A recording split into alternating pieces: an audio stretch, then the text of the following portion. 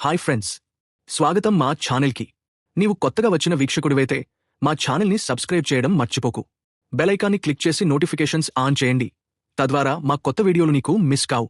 ఈరోజు మనం ఒక అత్యంత వివాదాస్పదమైన, ఆసక్తికరమైన టాపిక్ గురించి మాట్లాడబోతున్నాం.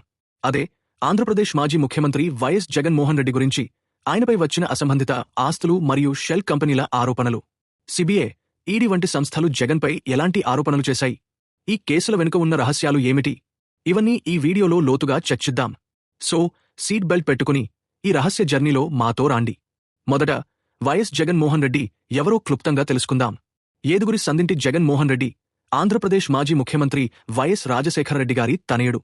2009లో భారత జాతీయ కాంగ్రెస్ పార్టీ నుంచి కడప ఎంపీగా తన రాజకీయ జీవితాన్ని ప్రారంభించారు.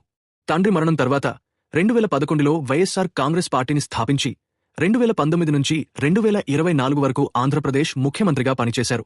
కాని ఈ రాజకీయ జీవితంలో ఆయనపై వచ్చిన అసంబంధిత ఆస్తుల ఆరోపణలు ఆయన కెరీర్ని వివాదాస్పదం చేశాయి. ఇప్పుడు అసలు విషయానికి వద్దాం. అసంబంధిత ఆస్తుల కేసు అంటే ఏమిటి? సరళంగా చెప్పాలంటే, ఒక వ్యక్తి తన ఆదాయానికి మించిన ఆస్తులను కలిగి ఉంటే అది అసంబంధిత ఆస్తుల కేసుగా పరిగణించబడుతుంది. జగన్మోహన్ రెడ్డి గారిపై సెంట్రల్ బ్యూరో ఆఫ్ ఇన్వెస్టిగేషన్ అంటే సిబిఐ మరియు ఎన్ఫోర్స్మెంట్ డైరెక్టరేట్ అంటే ఈడీ ఆయన తన తండ్రి వైఎస్ రాజశేఖరరెడ్డి ముఖ్యమంత్రిగా ఉన్న సమయంలో అధికారాన్ని దుర్వినియోగం చేసి అక్రమంగా ఆస్తులు సమకూర్చారని ఆరోపించాయి. 2012 మే 27న సిబిఐ జగన్ను అరెస్టు చేసింది.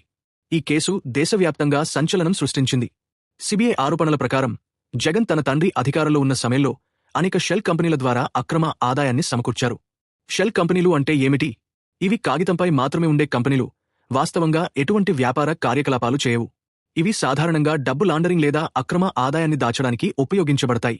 సిబిఐ, ఈడీ చార్జ్షీట్లలో జగన్తో సంబంధమున్న అనేక బెనామీ కంపెనీలు, సహచరుల పేర్లు ప్రస్తావించబడ్డాయి.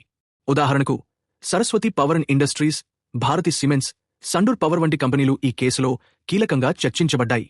ఈ కంపెనీలు జగన్ ఆస్తులను పెంచడానికి, అక్రమ డబ్బును చట్టబద్ధంగా చూపించడానికి ఉపయోగించబడ్డాయని ఆరోపణలు ఉన్నాయి.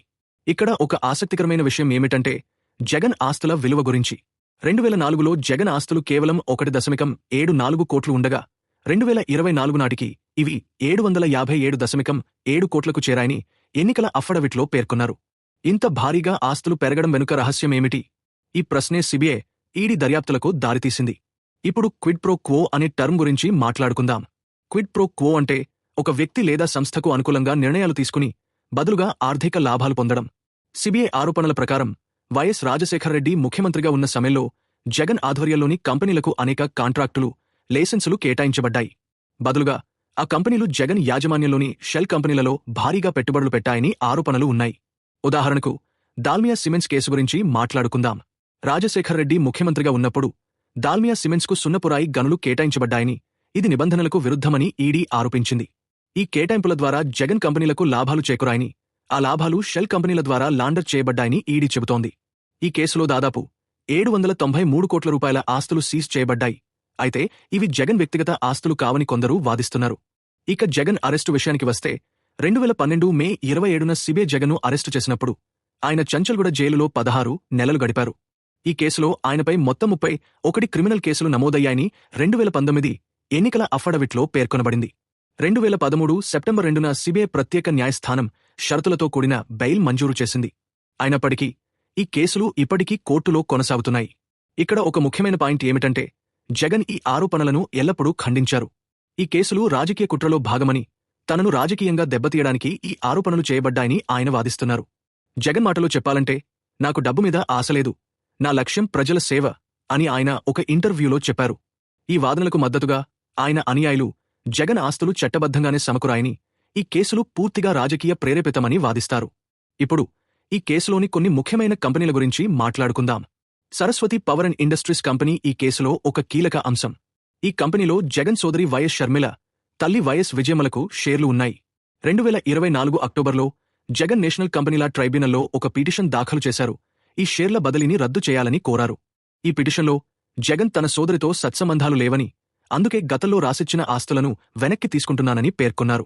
ఈ విషయం వైఎస్ కుటుంబంలో విభేదాలను మరింత బయటపెట్టింది. మరో ముఖ్యమైన కంపెనీ భారతి సిమెంట్స్.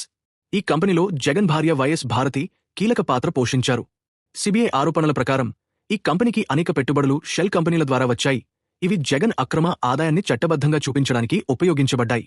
అయితే ఈ ఆరోపణలను జగన్ ఖండించారు. ఈ పెట్టుబడులు చట్టబద్ధమైన వ్యాపార లావాదేవీల ద్వారానే వచ్చాయని వాదించారు. ఇక ఈ కేసులో మరో కీలక వ్యక్తి విజయసాయిరెడ్డి. జగన్ సన్నిహిత సహచరుడైన విజయసాయిరెడ్డి ఈ షెల్ కంపెనీల ఏర్పాటులో, ఆర్థిక లావాదేవీలలో ప్రధాన పాత్ర పోషించారని సిబిఐ, ఈడీ ఆరోపించాయి. 2025 ఫిబ్రవరిలో విజయసాయిరెడ్డి వైఎస్సార్ కాంగ్రెస్ పార్టీని వీడారు. జగన్పై కొన్ని కీలక వ్యాఖ్యలు చేశారు. తాను ఎవరికీ భయపడనని, ప్రలోభాలకు లొంగనని ఆయన చెప్పారు. ఈ విషయం జగన్ రాజకీయ, వ్యాపార జీవితంలో మరో వివాదాన్ని రేకెత్తించింది. ఇప్పుడు ఈ కేసుల ప్రస్తుత స్థితి గురించి మాట్లాడుకుందాం.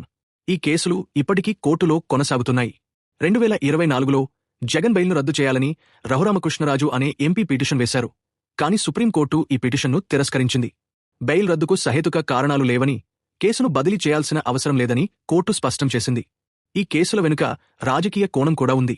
జగన్ అనుయాయులు ఈ కేసులను రాజకీయ కుట్రలుగా చిత్రీకరిస్తారు.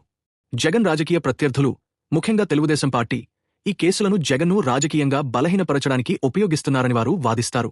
2024 ఎన్నికల్లో వైఎస్సార్ కాంగ్రెస్ పార్టీ ఓటమి తర్వాత ఈ కేసులు మరింత ఊపందుకున్నాయి. ఇక జగన్ రాజకీయ జీవితంలో ఈ కేసులు ఎలాంటి ప్రభావం చూపాయి? 2011 నుంచి 2013 వరకు జైలులో ఉన్నప్పటికీ జగన్ తన రాజకీయ పట్టును కోల్పోలేదు. 2019 ఎన్నికల్లో ఆయన నాయకత్వంలో వైఎస్సార్ కాంగ్రెస్ పార్టీ ఘన విజయం సాధించి ఆంధ్రప్రదేశ్ ముఖ్యమంత్రిగా జగన్ అధికారంలోకి వచ్చారు. ఈ కేసులు ఆయన ఇమేజ్పై ప్రభావం చూపినప్పటికీ ప్రజల్లో ఆయనకు ఉన్న ఆదరణను పూర్తిగా తగ్గించలేకపోయాయి. ఇప్పుడు ఒక ఆసక్తికరమైన కోణం గురించి మాట్లాడుకుందాం. జగన్ ఆస్తుల విషయంలో కుటుంబ వివాదాలు కూడా తెరపైకి వచ్చాయి. జగన్ సోదరి షర్మిల, తల్లి విజయమ్మతో ఆస్తుల పంపకం విషయంలో విభేదాలు తలెత్తాయి. 2024 అక్టోబర్లో జగన్ తన సోదరికి రాసిచ్చిన ఆస్తులను వెనక్కి తీసుకుంటున్నానని ఎన్సీఎల్టీలో పిటిషన్ దాఖలు చేశారు. ఈ విషయం ఆంధ్రప్రదేశ్ రాజకీయాల్లో మరో సంచలనం సృష్టించింది. చివరగా ఈ కేసులు జగన్ రాజకీయ భవిష్యత్తుపై ఎలాంటి ప్రభావం చూపుతాయి?